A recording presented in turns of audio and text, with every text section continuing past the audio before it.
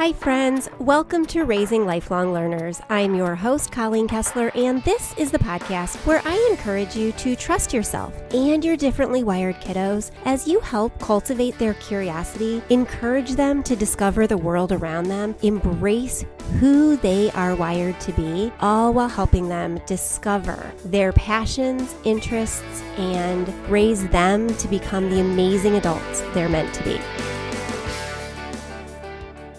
Hey, welcome back. This is episode 286. Today we are talking all about flexibility in thinking and how that flexibility is difficult for our neurodivergent kids and what we can do to help them through their rigid thinking so that they can be more flexible in their thinking and how they adapt to changes in their lives. Before we begin, I want to give a special thanks to CTC Math, our season-long sponsor. We are so appreciative of their support. And if you need a math curriculum, check them out at ctcmath.com. Also, to our new sponsor, Night Zookeeper. You're going to hear about them in just a minute, but we really appreciate their support. So check them out at nightzookeeper.com. All right, so pop your earbuds in and we will get right to this episode after this word about our sponsor. Hey there, if you are looking for a fun and stress-free way to tackle language arts in your homeschool this year, let me tell you about something that could be a total game changer for your homeschool, Night Zookeeper. It's an award-winning online program that helps kids ages 6 to 12 build their writing, reading, and spelling skills. And the best part? They actually love it. Seriously, it's so engaging and interactive that your kids won't even realize they're learning. We used Night Zookeeper in our homeschool when my girls were younger, and they had a blast creating stories and characters. This fall, my youngest son is jumping in, and I'm especially excited because he's a bit of a reluctant writer. I love knowing he'll get gentle encouragement and even personalized feedback from real tutors, so I don't have to be the one hovering over to correct all his errors and help him become a better writer. He will have somebody else helping him. Here's why homeschoolers like me love Night Zookeeper. It's fun. Kids can play independently through thousands of games and activities for grades 1 through 6. It's comprehensive, covering reading, writing, spelling, grammar, and more. It's trackable. You get a parent dashboard to monitor progress and even assign custom tasks. It's personalized because the tutors inside Night Zookeeper give feedback on your child's writing, which is huge. And it's offline too. There are free monthly printables delivered right to your inbox. Oh, and better yet, there's a 7-day free trial, so your kids can dive into the magical world of Night Zookeeper risk-free. You can check it out at the link in the show notes or at nightzookeeper.com. And let me know what your kids create. I have a feeling they are going to love it. And I want to give a special thanks to Night Zookeeper for sponsoring the podcast. It's sponsors like that keep the podcast going. We appreciate their support and we want to show support in return. So if you're in the market for a new language arts program for your kids ages 6 through 12, you definitely need to check it out. Let them know that you heard about it on the Raising Lifelong Learners podcast and let me know if you have any questions. I can't wait to hear how it goes for you. All right, are you ready? Let's get on with today's episode. Hey there, I'm so glad that you're here with me today. Today we are diving into a topic that I know hits home for so many of us who are raising neurodivergent kiddos, flexible thinking. If you're parenting a gifted, twice exceptional, ADHD, autistic, anxious, or otherwise wonderfully wired kiddo, chances are you've witnessed rigid thinking in action. Maybe you've seen tears over a math worksheet that was printed ever so slightly different in format than usual, or a total refusal to start the day because the order of what you were going to do that day has changed, or an appointment came up that they weren't expecting, or maybe your kiddo spirals when their Lego creation doesn't match what they pictured in their head. I've been there. I am still there some days, and I want to talk about why this happens, why it's so hard for our kids, and most importantly, how we can gently yet compassionately support them in building more flexible thinking skills, using our time with them through our homeschools to do this. And let's just get this out of the way. This is not about forcing our kids to go with the flow or tough it out. It's about teaching them how to shift mentally and emotionally with support, trust, and connection. Okay, let's dig in. So what's flexible thinking anyway? Flexible thinking is one of those core executive functioning skills. It's part of what helps us adapt to change, shift gears, and approach problems in different ways. For our kids, especially those kids who are neurodivergent, this kind of mental shifting can feel really hard. Let's think about it this way. Your brain is like a train. Flexible thinkers can switch tracks when there's a roadblock, or a track is broken, or a shift is up ahead. And they can slow down, reroute, or choose a new destination if necessary. Rigid thinkers, on the other hand, stay on one track and build up so much momentum that even the idea of slowing down or switching directions feels impossible. Our kids aren't trying to be stubborn or dramatic. Their brains are just wired to stay on that track.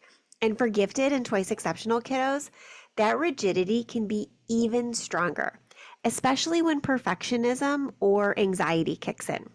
I remember once one of my kiddos, brilliant, creative, and oh so sensitive, completely refused to finish a project because the color of the marker wasn't exactly the same shade as the one that they had used the week before. It wasn't about the marker. It was about certainty, expectation, and the fear of not doing it exactly right. That's the kind of inflexibility that we're talking about today. One of the beautiful things about homeschooling is that we have the flexibility to respond to our kids' needs in real time. But that flexibility can also expose their rigidity. For example, if your kiddo is used to doing math first every day, and one morning you suggest starting with writing, this could instigate a complete and total meltdown. Or maybe they're really great at creative writing, but you offer a prompt and they freeze because it wasn't their idea. Or maybe they love animals and only want to learn about or read about or write about animals, and you suggest that they need to broaden their horizons and write about something different, and they absolutely cannot get started because they know that they can write about animals and nothing else. Does this sound familiar? When we homeschool neurodivergent kiddos, we're not just their teachers, we're their co-regulators, we're their executive function scaffolders, and we're their biggest champions. And that means we're uniquely positioned to help them grow in this area. But here's the thing. Flexible thinking doesn't come from pressure.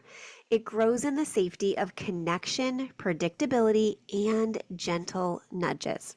Let's think about some strategies that can help encourage flexible thinking at home. These are some that I've used with my own kids, and I've talked to other parents about these over the years. Start with validation. Rigid thinkers are often operating from a state of anxiety. Their nervous system says, this is not safe. I don't know how to handle this change. So we need to begin by validating the feeling. Instead of telling them, it's not a big deal, just do it. Try, I can see that this is really hard for you. You weren't expecting this. What can I do to help you adjust to this new situation? One of my kids used to panic anytime a planned outing changed. Say we were supposed to be going to the park, but it rained. I started narrating those moments with empathy. It's okay to be upset. It's okay to be disappointed. You are really looking forward to that. I get it. But maybe we can find some fun in having a movie day and eating some popcorn instead. Help them reframe it, help them validate their feelings, know that their feelings are valid. Just that simple act of naming the feeling can help calm them down enough to problem solve. You can also use curiosity to invite perspective. Rigid thinkers need help seeing options. One of the best ways to do that is with questions. What else could we try in this situation? Can you think of a silly way to do this? What would happen if? For example, if during a science experiment that's not going as planned, you could, instead of saying, let's try this again, you could potentially ask, what went wrong? What do you think went wrong? What could we change next time? This can turn frustration into curiosity, and curiosity can help your kids change perspective. Now, it's not that the experiment's a failure, it's that the experiment is a chance to explore a little bit more.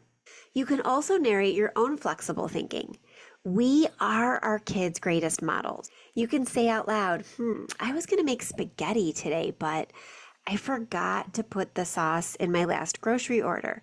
So we're going to switch to grilled cheese instead. Will you help me remember to get sauce from the grocery store tomorrow? Or I plan to clean the living room, but I'm just too tired. I'm going to adjust my expectations. Do you want to cuddle up with me and we could listen to an audiobook together? Kids need to see that adjusting isn't failing. It's just life. We adjust all the time. Things don't always go the way that we expect. Okay, so let's talk about math. Specifically, let's talk about finding a program that actually works for your unique homeschoolers. In our house, we've been using CTC Math for years. And even though I am so appreciative that they sponsor this podcast, I am a paying customer. I'm still a paying customer even with their sponsorship because it's just that good and I love supporting great companies with great programs. With 2 kids still at home, both with very different learning needs, CTC Math has been the flexible and dependable solution that I keep coming back to. One of my kiddos needs more time to process math concepts, and I love that she can move through the lessons at her own pace without feeling rushed or behind. My other kiddo, he flies. He jumps straight to the end of unit tests to see what he already knows, and then we only focus on the lessons that fill the gaps. That kind of customization is gold when you're homeschooling gifted or twice exceptional kids. CTC Math gives you the access to every grade level, from kindergarten through 12th grade with your subscription, so that your child can accelerate, review, or jump around based on their own needs, not based on some rigid curriculum structure.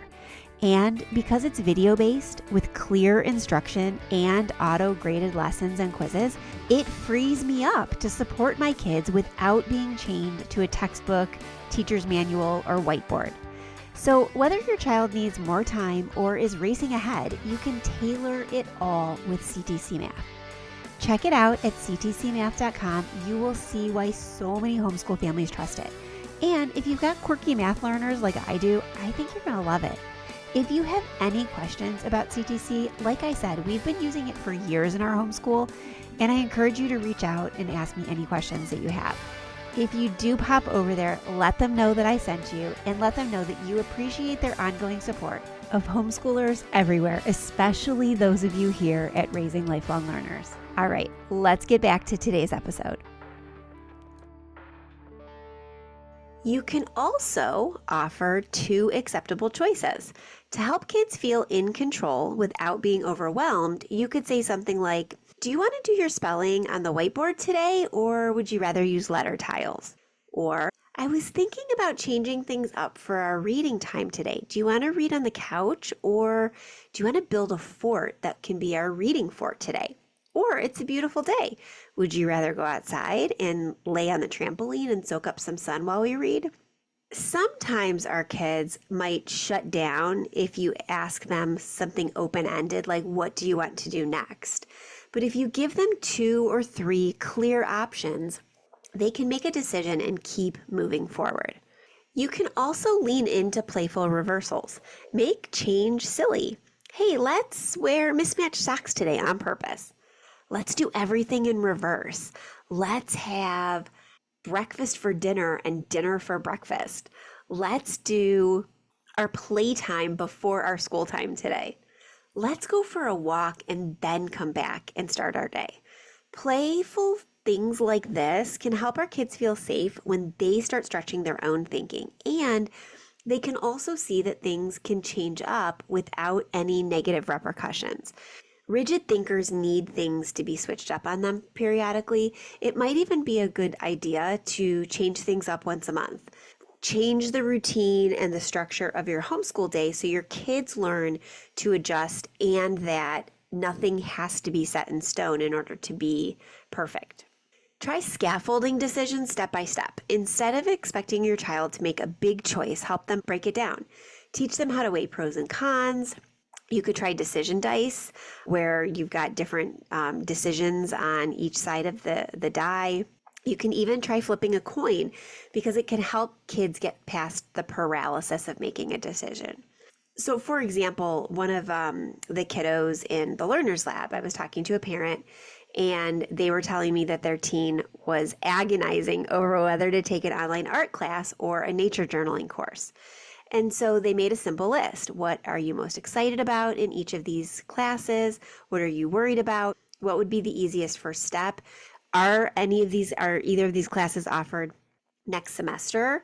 Would you miss out on taking them if you didn't take one of them right now? This framework gave her kiddo clarity and confidence to choose because they were able to see the pros and the cons in front of them. Okay, so let's bring some of those ideas into the structure of our homeschools. Here are some ways that you can infuse flexible thinking right into your daily homeschooling routines. Number one, the first idea is to introduce Plan B days. Build in occasional days where you change the plan on purpose. Talk about it in advance. Use it as a learning experience. Today's Plan A was a nature walk, but it's storming. So what's Plan B? Let's come up with one together. Well, we were going to do math pages today, but let's play a math game instead. Show your kids that things change all the time and do it regularly so they're able to adjust when things really go wrong when you weren't expecting it. You can also rotate roles in your homeschool. This is fun for the kids to try. Let your kiddo take the lead for part of the day. Have them teach you something, or let them plan the schedule. This gives them a chance to see how many variables go into different decisions, and it helps them build empathy for when you need to be flexible. You can use stories to explore different perspectives as well. Books and characters are fantastic tools for flexible thinking. After a read aloud, ask your kiddos, what else could the character have done in this situation? Or if the story had gone differently, what might have happened?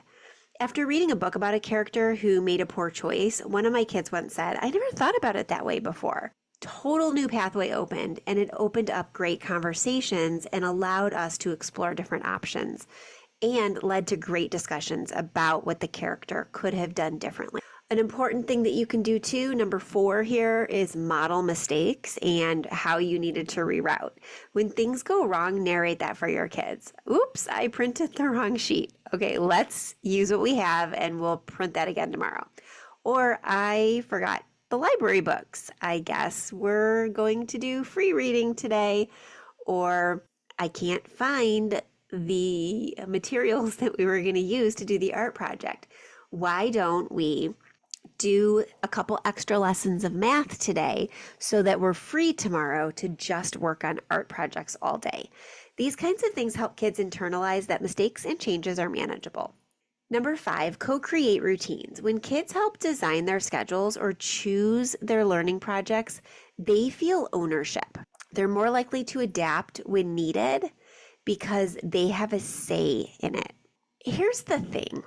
Encouraging flexible thinking in your neurodivergent kiddo isn't about fixing them. It's about helping them feel safe to stretch. It's about scaffolding their executive functions until they can start to build those bridges on their own. We talked today about validating your kiddo's experience, asking curious questions, narrating your own shifts and your own flexibility in thinking, offering limited choices to your kids, using play and books to stretch their thinking, scaffolding decisions, and using homeschool routines as kind of a playground for flexibility. You're doing amazing work in your homes. You're not just teaching lessons, you're raising lifelong learners who will know how to adapt, shift, and grow through life's twists and turns. There's so much that you're giving your kids by being home with them, doing all of the ins and outs of parenting with them, and homeschooling them too. You've got this, I promise you.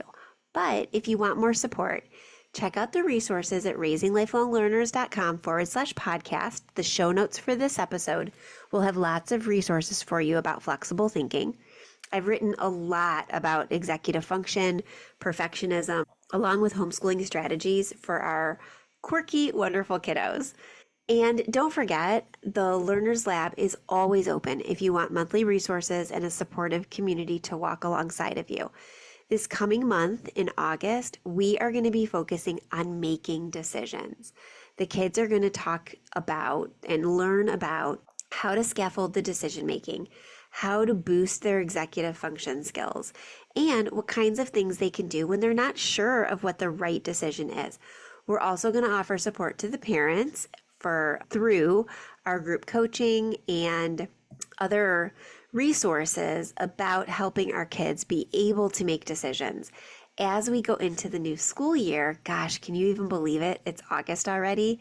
And so many of you are starting to think about what your school year is going to look like. Whether you start mid-August, end of August, September even, is irrelevant. You're probably starting to think about it now. The Learners Lab is going to be all about supporting how to make decisions, how to help your kids learn how to make decisions, and working through flexible thinking throughout the month of August and into September, when we start to talk about new beginnings and how sometimes it's scary to start things like new classes or co-ops or college or other things. And so we'll be working on strategies for making that more manageable in the Learners Lab through September.